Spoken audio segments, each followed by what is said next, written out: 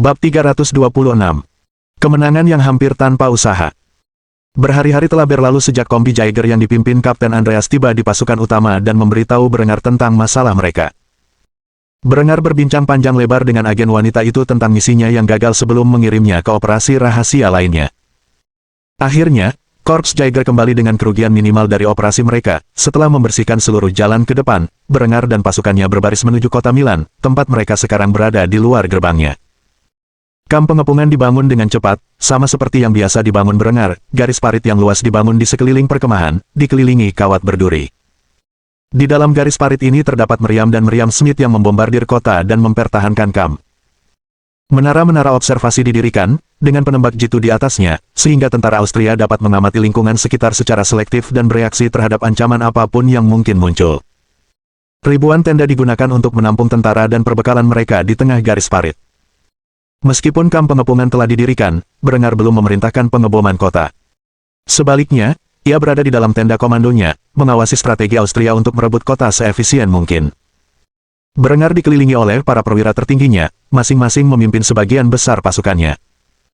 Di antara mereka terdapat kolonel yang bertugas memimpin korps Jaeger elitnya, yang tidak seperti prajurit lainnya yang mengenakan baju zirah dan pakaian bergaya Renaissance, mengenakan perlengkapan yang relatif modern.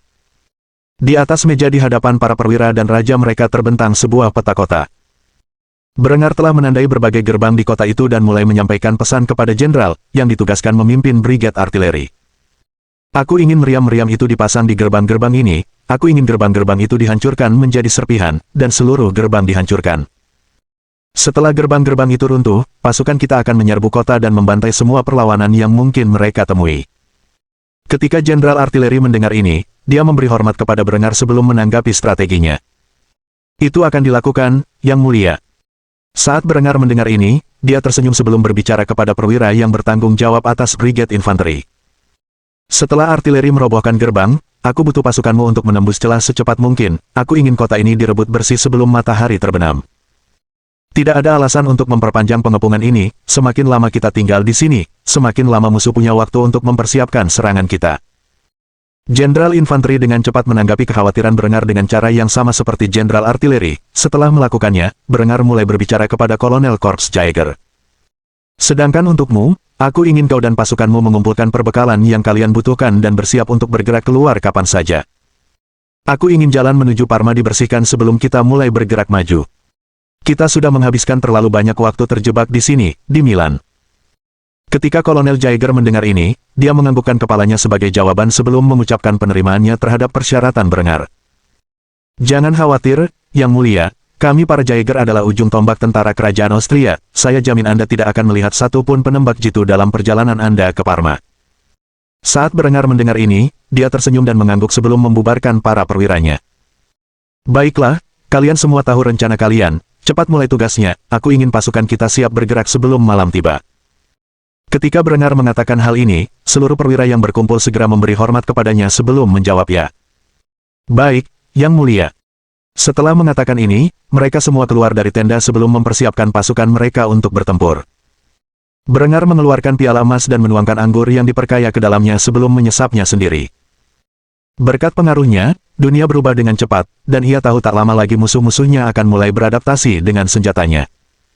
Pengepungan tidak akan selalu semudah ini, dan karena itu, ia harus menikmati kemenangan cepat tersebut sambil tetap berusaha meraihnya.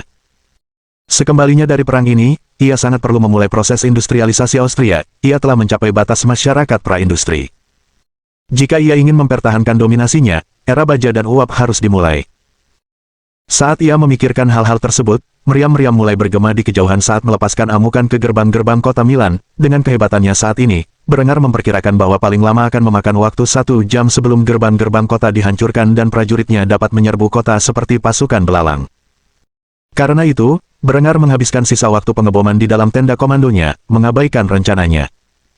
Semakin lama perang ini berlarut-larut, semakin tidak menguntungkan bagi Berengar, ia harus segera pergi ke Bologna.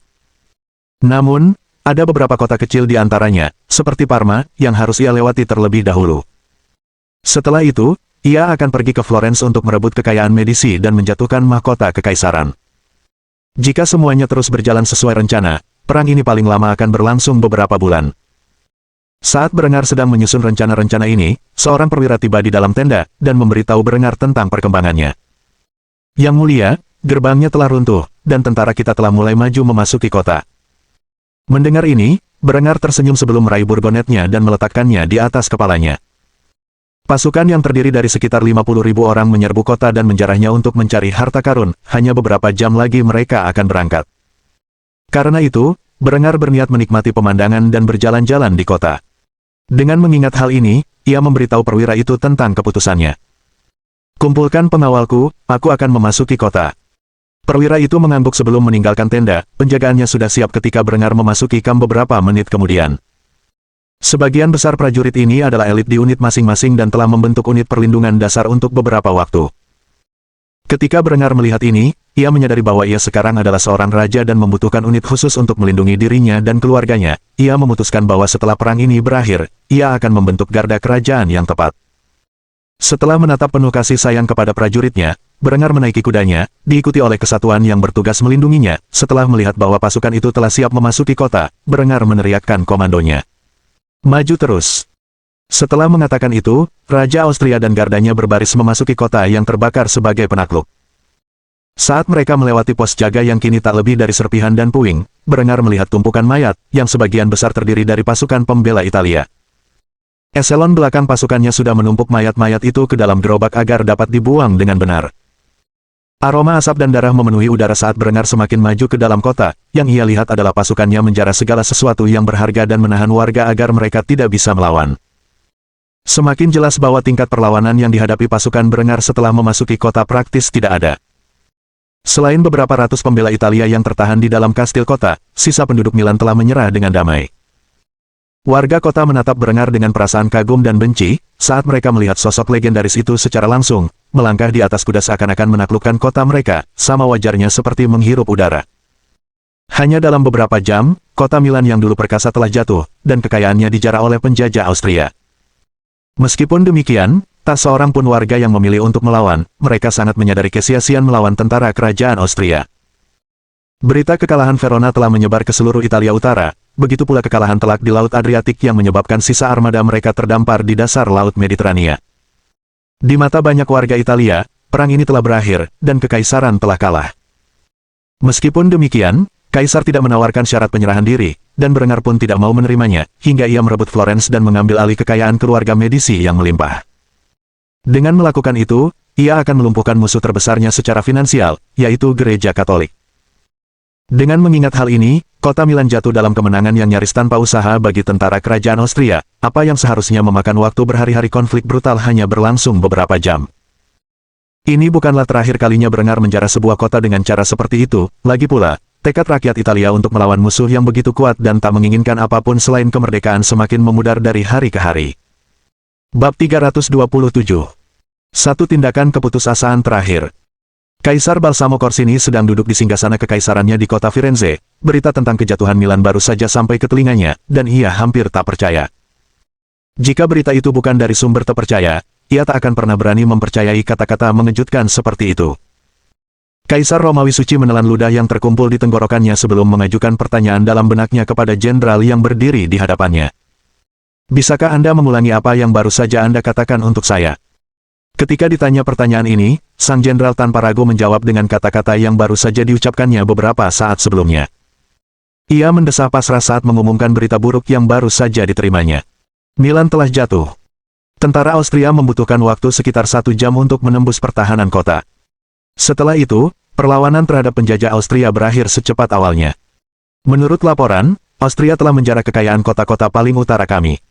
Segala sesuatu yang berharga telah dirampas dari penduduk setempat, membuat penduduk miskin dan melarat. Setelah klarifikasi ini, Kaisar menundukkan kepalanya sambil menatap lantai dengan ekspresi panik. Ia jarang percaya Milan jatuh begitu cepat, terutama setelah ia mengerahkan pasukan untuk menghambat laju Austria. Karena itu, ia segera bertanya tentang status para penembak jitunya. Bagaimana dengan pasukan yang telah kita tempatkan di lapangan? Berapa banyak dari mereka yang tersisa untuk memperlambat tentara Austria? Jenderal yang telah memberikan laporannya kepada Kaisar berdeham sebelum berbicara tentang status pasukan tempur mereka. Kami kehilangan kontak dengan pasukan yang seharusnya menghentikan laju Austria. Dugaan saya, Austria telah menemukan cara untuk memburu mereka. Pesan terakhir yang kami terima dari unit kami di lapangan agak samar.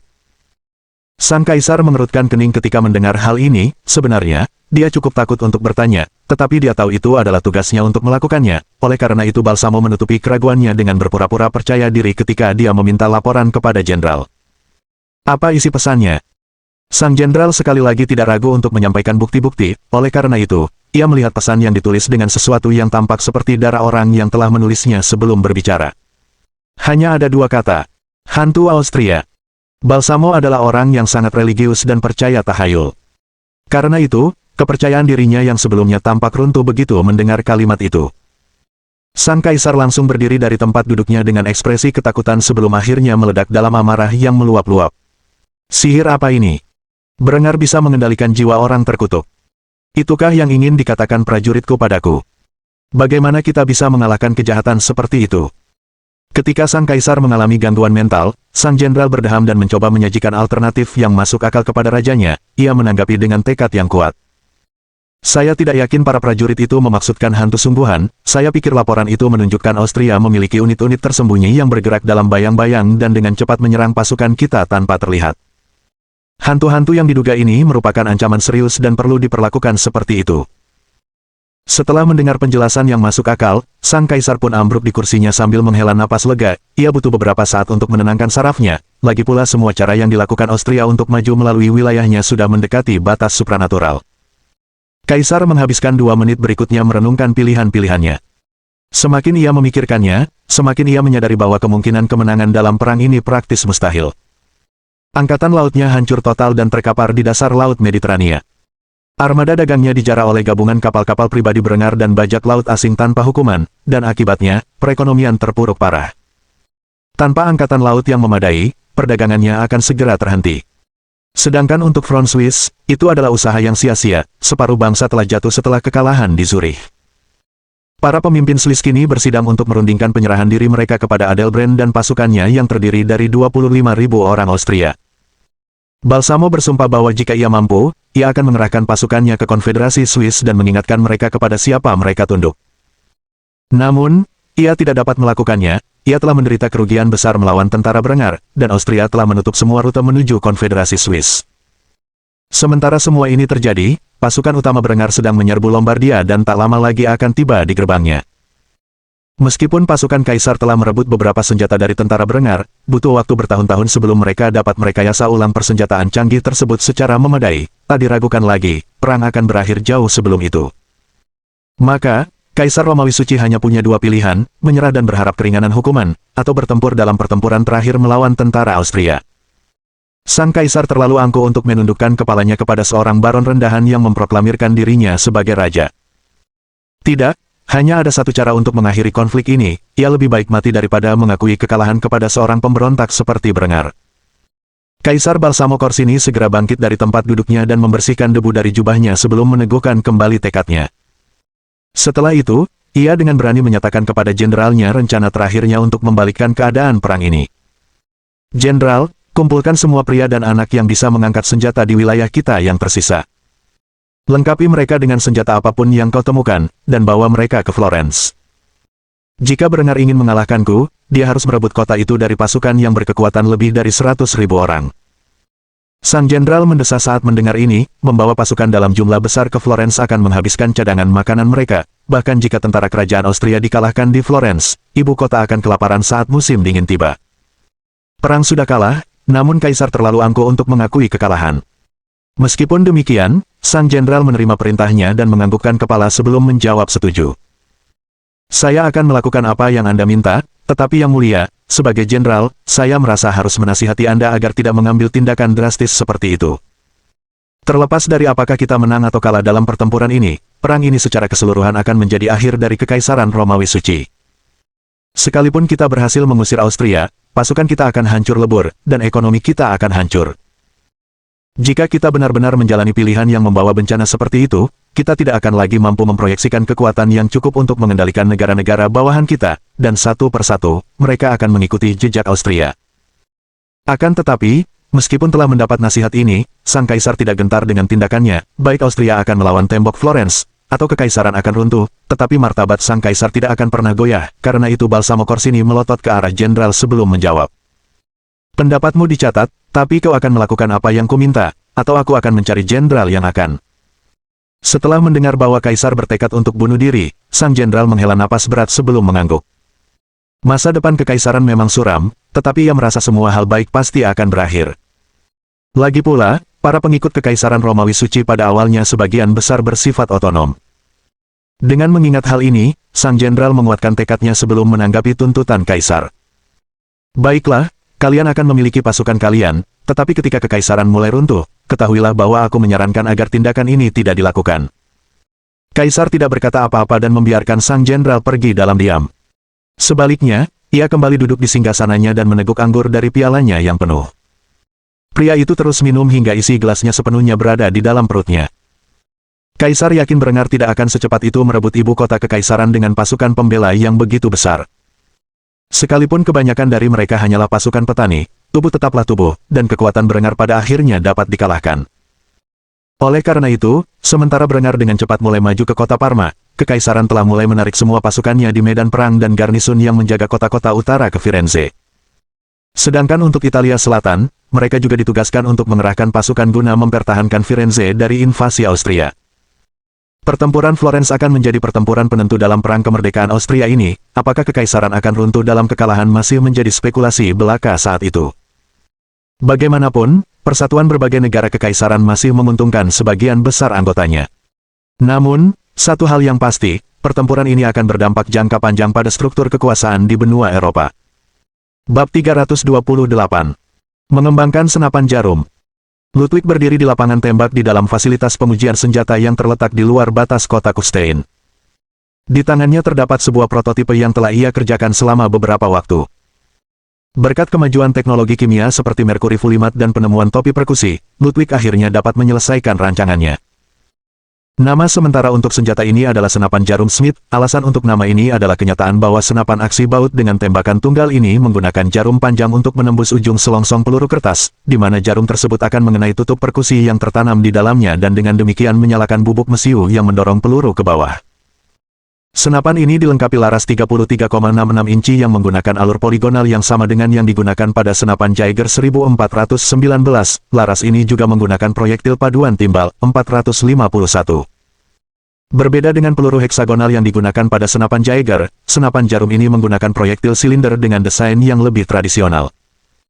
Bidik pada senapan ini adalah pembidik besi model tangga yang berkisar antara 100 hingga 1600 yard, meskipun sejujurnya, jangkauan maksimum tersebut terlalu optimis. Tidak seperti desain senapan jarum dari karya Berengar sebelumnya, senapan ini diproduksi dengan mempertimbangkan daya tahan dan keandalan. Oleh karena itu, senapan ini menggunakan sistem pengunci yang diperkuat, dan jarum yang lebih kuat, yang mudah diganti dari bagian belakang mekanisme jika rusak.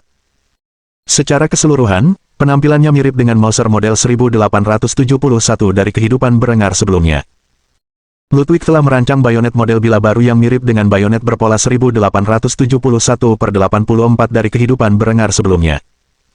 Perbedaan paling signifikan antara Mauser 1871 dan senapan jarum Smith adalah bahwa senapan ini bukan senapan laras tengah, melainkan senapan jarum. Ludwig memasukkan kartrid kertas lintingan tangan ke dalam bilik peluru sebelum menutup bautnya. Setelah itu, ia membidikkan bidikannya sejauh 100 yard sebelum menarik pelatuk. Jarum pada baut menembus bagian belakang kartrid kertas dan mengenai tutup perkusi, memicu bubuk mesiu dan mengirimkan proyektil paduan timbal 451 ke jarak tembak dan mengenai sasaran. Sisa kartrid kertasnya pun terlontar keluar dari lubang senapan. Saat Ludwig menembakkan kartrid tersebut, ia memutar aksinya ke belakang, tempat ia memasukkan kartrid lain ke dalam bilik sebelum menembak sasaran sekali lagi. Kena tembak yang telak lagi. Setelah itu, ia melanjutkannya dengan total 12 tembakan dalam 1 menit. Para garnisun yang mengawasinya menguji senapan baru ini terkesima dengan laju tembakannya. Namun, mereka tidak yakin dengan jangkauan efektifnya, dan karena Ludwig penembak yang buruk, ia tidak mengenai semua sasarannya. Dengan pemikiran ini, seorang pria berjalan menghampiri Ludwig. Ia tidak mengenakan seragam tentara standar. Sebaliknya, ia mengenakan seragam Feldgrau yang digunakan oleh Korps Jaeger. Pria ini menggunakan kruk saat mendekati Ludwig. Rupanya prajurit muda ini terluka dalam pertempuran dan dipulangkan untuk memulihkan diri. Kebetulan ia sedang berkumpul dengan salah satu temannya dari garnisun ketika Ludwig muncul untuk menguji tembak senjata barunya. Jaeger itu terpukau oleh kecepatan tembak senjata itu. Namun, ia tidak terkesan dengan akurasinya.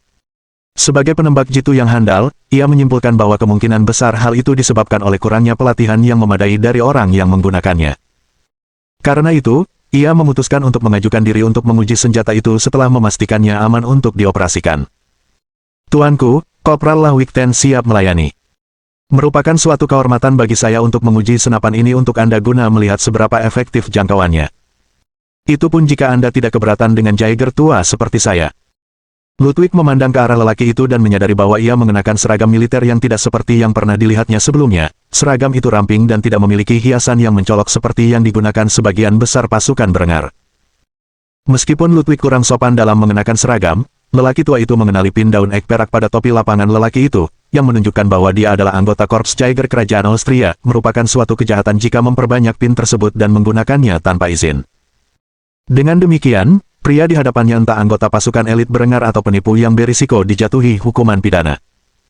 Ludwig bertaruh pada kemungkinan pertama dari dua kemungkinan itu dan menganggukkan kepalanya dengan ekspresi tabah. Tidak sama sekali, tunjukkan padaku apa yang bisa dilakukan Jaegermu.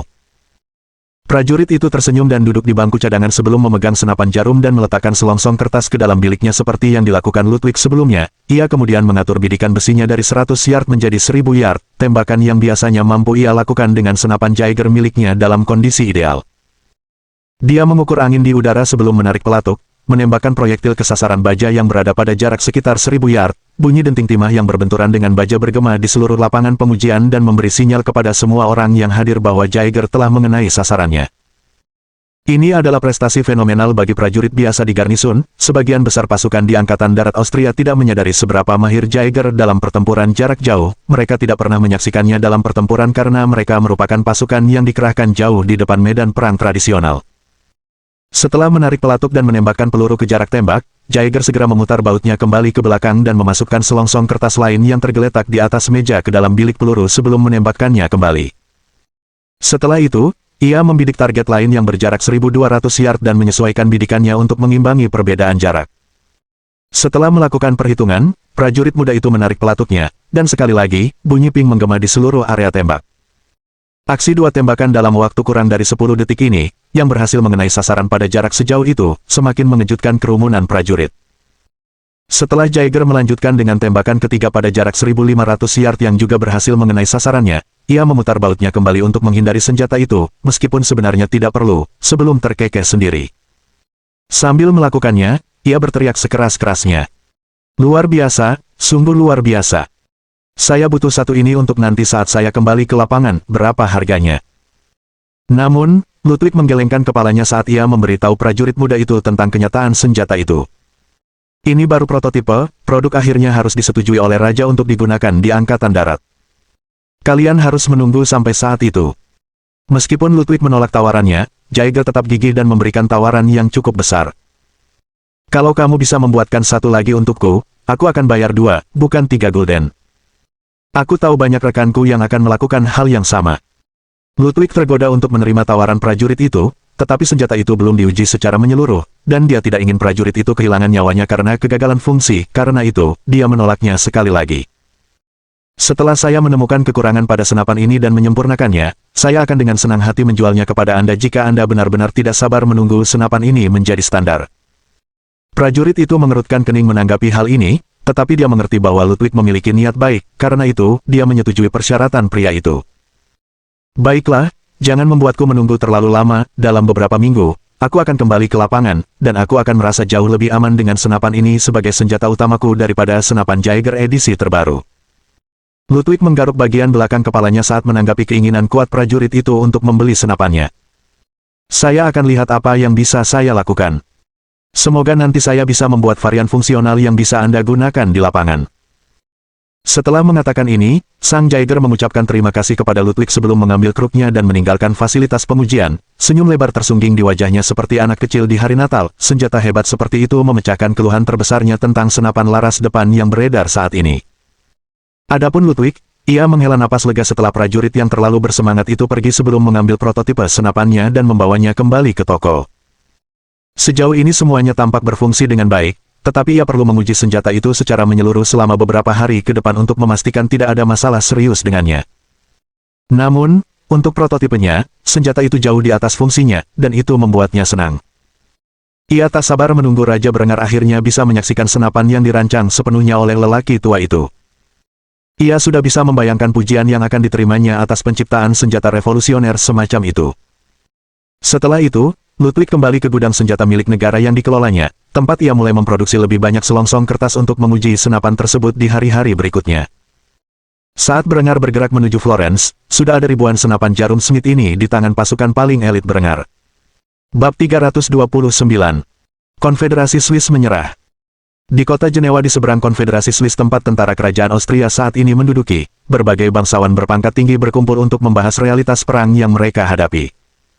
Orang-orang ini sepenuhnya berbahasa Jerman dan secara etnis jauh lebih dekat dengan Austria daripada dengan penguasa Italia mereka. Sebagai vasal Kekaisaran Romawi Suci, mereka memegang otonomi yang sangat tinggi. Dengan pemikiran ini, mereka memutuskan untuk menggunakan hak mereka untuk merundingkan penyerahan diri kepada kerajaan Austria. Adelbrand von Salzburg, Jenderal Angkatan Darat Austria, yang ditugaskan untuk menginvasi Konfederasi Swiss, telah mengirimkan tuntutannya kepada para pemimpin Konfederasi Swiss yang tersisa. Syarat-syarat yang diajukan Adelbrand sederhana. Angkatan Darat Austria hanya akan menyerahkan penaklukan mereka jika Konfederasi Swiss secara keseluruhan setuju untuk dianeksasi oleh mahkota Austria, yang akan membentuk kembali Kadipaten Agung Swiss. Kadipaten Agung Swiss secara efektif akan menjadi negara vasal kerajaan Austria dan akan tunduk pada semua hukum yang ditetapkan dalam konstitusi Austria. Bagi para penguasa Konfederasi Swiss, hal ini bukanlah prospek yang menarik. Mereka akan melepaskan otonomi yang mereka pertahankan di bawah Kaisar Romawi Suci demi pemerintahan terpusat yang kuat di bawah otoritas seorang Raja Tunggal. Bukan hanya itu, mereka juga akan dipaksa untuk melaksanakan reformasi militer, politik, ekonomi, pertanian, dan industri yang telah digagas Berengar di Austria. Dengan demikian, orang-orang ini akan kehilangan sebagian besar kekuatan politik dan militer mereka. Pemikiran ini khususnya membuat salah satu bangsawan terkemuka, yang telah berkumpul untuk pertemuan ini, merasa sangat kesal ketika ia menyampaikan argumennya untuk tidak menyerah kepada mahkota Austria. Si pendatang baru Berengar von Kufstein sudah keterlaluan dengan tuntutannya. Dia berharap kita berlutut di hadapannya dan memohon belas kasihan. Jangan pernah. Kita harus berjuang sampai akhir melawan aneksasi ini penghinaan bagi rakyat Swiss. Pangeran ini bukan satu-satunya yang merasakan hal ini, karena beberapa anggota bangsawan langsung menyatakan dukungannya terhadap sudut pandang ini. Dengar. Ya, persetan dengan Austria dan Raja Muda mereka. Mati sebelum aib. Namun, beberapa bangsawan yang hadir tidak sepenuhnya menentang gagasan aneksasi. Mereka adalah kaum reformis, atau setidaknya, penduduk yang mereka pimpin sebagian besar terdiri dari kaum reformis. Oleh karena itu, mereka memiliki tanggung jawab untuk membela pihak yang berseberangan dalam argumen tersebut. Salah satu dari mereka adalah seorang Komte Fribourg, dan ia berteman dekat dengan Komte Rainer von Chur, yang telah menyerah kepada mahkota Austria selama invasi awal. Ia memahami alasan di balik penyerahan diri tersebut lebih baik daripada siapapun, karena itu, ia menawarkan alternatif bagi para anggota bangsawan tinggi Swiss yang lebih riuh. Menurut pendapat saya, tuntutan-tuntutan ini tidaklah tidak masuk akal, meskipun Austria akan memegang kendali lebih besar atas tanah kami daripada kekaisaran. Semakin jelas bahwa kita sedang menyaksikan kebangkitan kekuatan baru dengan kerajaan Austria, kekuatan yang mungkin akan menyatukan dunia Jerman menjadi satu kekaisaran yang kohesif. Tak lama lagi, Firenze akan jatuh, dan bersamanya, martabat mahkota kekaisaran. Di bawah kekuasaan Austria, kita akan menjadi sekaya dan sejahtera mereka. Era feodalisme dan ksatria akan segera berakhir, jika kita tidak merangkul era baru ini, kita akan tertinggal dalam kegelapan yang melanda negeri kita. Jika kita menolak persyaratan Austria, mereka akan menaklukkan kita, dan ketika mereka melakukannya, mereka akan menggantikan kita semua dengan bangsawan Austria pilihan mereka. Kami memiliki banyak kesamaan etnis dan budaya dengan Austria, jauh lebih banyak daripada dengan Italia. Demi kepentingan terbaik rakyat Swiss dan kaum bangsawannya, berlututlah di hadapan mahkota Austria. Mendengar hal ini, orang-orang yang berkumpul terdiam. Apa yang dikatakan sang pangeran masuk akal, mereka tidak memiliki kapasitas militer untuk melanjutkan perang dengan Austria lebih lama lagi. Jika mereka memilih untuk melakukannya, mereka hanya akan membangkitkan amarah mahkota Austria, yang pasti akan mengakibatkan mereka kehilangan seluruh kekuasaan dan otoritas atas tanah mereka, bahkan mungkin nyawa mereka sepenuhnya. Terlepas dari kenyataan ini, banyak pria enggan menyerahkan kekuasaan yang telah lama mereka pegang kepada kerajaan Austria dan pemerintahannya yang terpusat. Oleh karena itu, mereka mulai mengusulkan gagasan-gagasan baru untuk mempertahankan otonomi mereka. Tidak bisakah kita bernegosiasi dengan Austria untuk mendapatkan tingkat otonomi yang sama seperti yang kita miliki di bawah kekaisaran? Lagi pula, tuntutan mereka untuk menyerah total agak menghina. Tentunya Raja Austria bisa memahami keluhan kita, kan? Akan tetapi, mereka yang mendukung penyerahan diri tahu bahwa hal ini tidak mungkin terjadi dan langsung menepis gagasan tersebut. Dengan kekuatan apa kita bisa menuntut Raja Berengar seperti itu? Austria hanya menghormati kekuatan militer seseorang. Mereka telah menyatakan dengan jelas bahwa mereka ingin menggabungkan kita ke dalam kerajaan mereka, di bawah hukum mereka. Saya bisa mengerti mengapa, bagi mereka, kami adalah bangsa yang terbelakang dan primitif. Dengan sistem pertanian mereka yang maju, mereka bisa memberi makan rakyatnya minimal 3 kali sehari, sementara rakyat kami sangat kekurangan gizi. Hal semacam itu berdampak signifikan pada kemakmuran, produktivitas, dan pertumbuhan penduduk. Sebagai bangsawan, jika kita menyerah, kita mungkin kehilangan sebagian besar kekuasaan, tetapi kita akan menebusnya dengan kekayaan yang akan diperoleh keluarga kita. Inilah kenyataan yang kita hadapi, era baru telah tiba, dan kita bisa menyerah pada angin perubahan atau tertiup angin perubahan. Jika ada di antara kalian yang ingin menolak persyaratan yang diajukan kepada kami, silakan saja. Namun, saya tahu bahwa saya akan menyerah secara pribadi kepada Austria, menjamin masa depan keluarga saya dalam prosesnya. Ini adalah perang yang tak mungkin dimenangkan, dan kalian semua tahu itu. Kata-kata yang diucapkan pria ini memiliki dampak yang signifikan bagi para bangsawan lain yang hadir. Mereka segera menyadari bahwa meskipun beberapa dari mereka bertahan sampai akhir, yang lain di antara mereka akan menyerah sesuai dengan keinginan mereka. Hal ini menyebabkan semua keyakinan dalam perlawanan bersatu melawan serangan Austria runtuh seketika. Para anggota bangsawan Swiss yang beberapa saat sebelumnya berteriak untuk melawan Austria dengan segala cara, kini memiliki ekspresi sedih saat mereka menatap rekan senegaranya yang siap berlutut di hadapan mahkota Austria sebagai tuan baru mereka. Konfederasi Swiss telah menjadi saran reformasi Jerman. Mereka tahu bahwa orang-orang yang mereka pimpin sudah muak berperang melawan tanah air iman mereka demi Kaisar Katolik. Dengan mempertimbangkan hal ini, pemungutan suara pun dilakukan di antara para bangsawan Swiss yang berkumpul dalam pertemuan ini. Seorang bangsawan tua yang selama ini diam, menjadi yang pertama angkat bicara. Semuanya setuju untuk menyerah kepada mahkota Austria sesuai dengan persyaratan yang mereka ajukan. Lebih dari 3/4 bangsawan di ruangan itu menyetujui perjanjian ini. Pria yang lebih tua segera menyadari bahwa beberapa pria tetap diam menanggapi pemungutan suara ini. Karena itu, ia sekali lagi angkat bicara dengan mengusulkan opsi kedua. Semua mendukung perlawanan terhadap mahkota Austria hingga nafas terakhir kita. Meskipun 1/4 bangsawan enggan menyerah, pemungutan suara ini tetap hening total. Mereka yang tadinya ingin melawan kini abstain. Dengan mengingat hal ini, pria tua itu mendesah sebelum mengumumkan keputusannya. 3/4 mendukung penyerahan diri, dan 1/4 abstain. Keputusan ini final. Kami akan menyerah kepada mahkota Austria sesuai dengan persyaratan yang mereka ajukan, dan mengizinkan aneksasi penuh Konfederasi Swiss. Mulai sekarang, kami akan dikenal sebagai Kadipaten Agung Swiss, dengan Adipati Agung yang akan dipilih oleh Raja kami, Raja Austria, Yang Mulia Berengar von Kufstein. Saat kata-kata ini terucap, hanya keheningan yang memenuhi udara. Bahkan mereka yang siap menyerah pun tidak sepenuhnya bersemangat melihat perubahan yang akan terjadi di Swiss di tahun-tahun mendatang. Lagi pula, melepaskan otonomi yang mereka miliki, untuk menjadi negara kerajaan Austria, bukanlah sesuatu yang bisa dianggap enteng.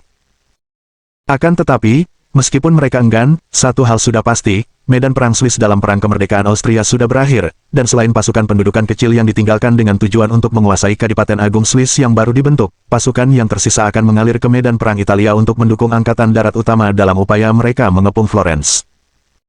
Dengan pertahanan terakhir Kaisar yang semakin dekat, Berengar akan membutuhkan setiap prajurit yang bisa dikerahkannya dalam upayanya mengepung kota yang penuh dengan pihak yang bertikai. Konflik ini pasti akan brutal dan berdarah, dan 20.000 prajurit yang akan datang dari wilayah yang sebelumnya dikenal sebagai Konfederasi Swiss pasti akan membantu Austria meraih kemenangan. Bab 330. Kembali ke layanan. Kopral Lahwikten duduk di belakang kereta perbekalan yang sedang menuju garis depan. Senapan jarum Smith yang baru dan lebih baik berada di tangannya, hasil modifikasi Ludwig setelah uji coba yang menyeluruh dan ketat. Pemuda itu membersihkan senapan dengan sangat hati-hati sambil mengenakan baju kamuflase dan topi lapangannya, dengan helmnya tergeletak di sampingnya. Konvoi pasokan ini tidak hanya membawa pasokan yang sangat dibutuhkan ke garis depan, tetapi juga bala bantuan untuk menggantikan para prajurit yang terluka atau gugur dalam pertempuran. Beberapa dari mereka, sepertilah, kembali ke garis depan setelah terluka. Kopral muda itu tak sabar untuk memamerkan prototipe senapan barunya kepada para prajurit di unitnya. Karena itu, ia bersemangat untuk berkumpul kembali dengan mereka.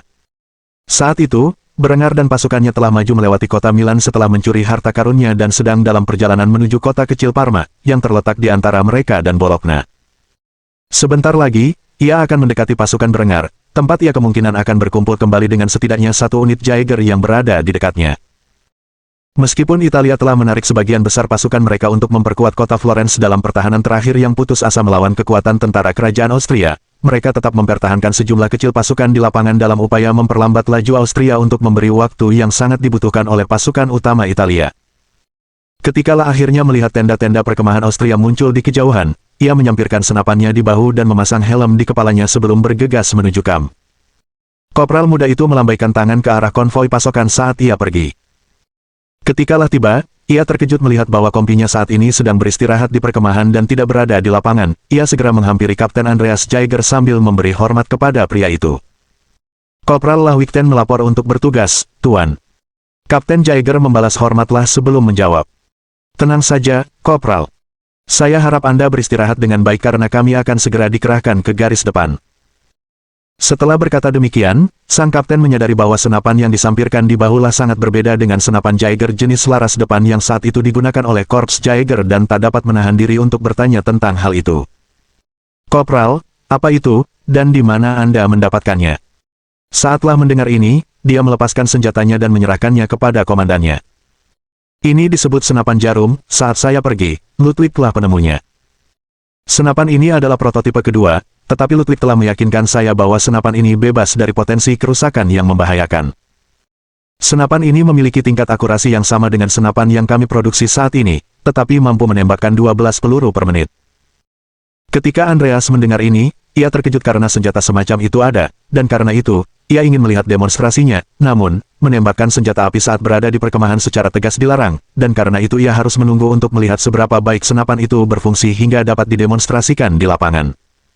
Oleh karena itu, pria itu menghela napas sebelum memberikan perintah kepada Kopral. Kembali ke pasukanmu, aku yakin mereka akan senang melihatmu sudah pulih sepenuhnya. Lah memberi hormat kepada Kapten Andreas sekali lagi sebelum menjawab dengan tegas. Ya, Tuan.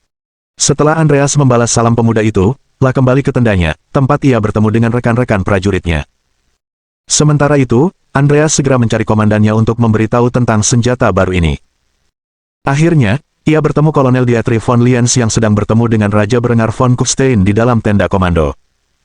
Mengetahui posisinya, pria itu dengan sabar menunggu di sisi tenda hingga atasannya pergi, namun, ketika Dietrich akhirnya keluar dari tenda, ia sudah berada di samping Berengar, yang menatap kapten muda itu dengan bingung.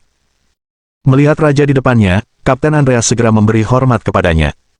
Yang mulia, Kapten Andreas Jaeger, melaporkan kepada atasannya tentang beberapa informasi yang diterima dari seorang prajurit yang kembali bertugas setelah cuti sakit.